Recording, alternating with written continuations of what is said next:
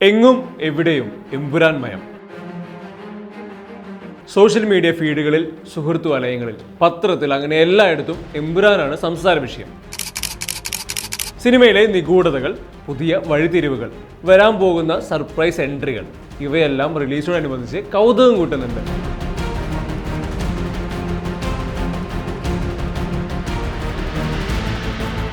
അങ്ങനെ ഇരിക്കുമ്പോൾ, ഒരുപാട് തിയറികൾ വായിച്ചുകൊണ്ടിരിക്കുമ്പോൾ രസമുള്ള ഒരു കാര്യം ശ്രദ്ധയിൽപ്പെട്ടു. അതൊരു മോതിരമാണ്. എമ്പുരാൻ്റെതായി പുറത്തു വന്ന 2 പോസ്റ്ററുകളിലായി കാണുന്ന റിവോൾവർ പിടിച്ച കയ്യിലും ഷോട്ട് ഗൺ പിടിച്ച കയ്യിലുമുള്ള മോതിരങ്ങൾ, അത് രണ്ടും രണ്ടല്ലേ?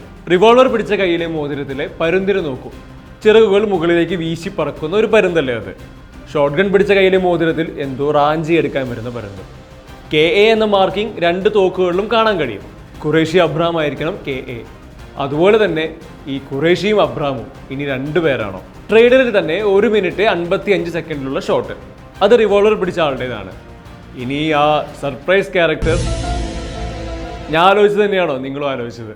മലയാളത്തിലെ ഏറ്റവും വലിയ സിനിമ ആയിരിക്കെ ചിലപ്പോൾ സാധ്യതകൾ ഉണ്ടെന്ന് തോന്നുന്നു. ഡ്രാഗൺ വസ്ത്രം അണിഞ്ഞു വരുന്നത് ഫഹദ് ഫാസിൽ അല്ല എന്ന് പറഞ്ഞ സ്ഥിതിക്ക് ആ കഥാപാത്രം ആരാണെന്ന് അറിയാനുള്ള കൗതുകവും ദിനംപ്രതി കൂടുന്നുണ്ട്. അതിനോടൊപ്പം ഈ ക്യാരക്ടർ കൂടി ആരാണെന്ന് നിങ്ങളും ഒന്ന് അന്വേഷിച്ച് നോക്കും.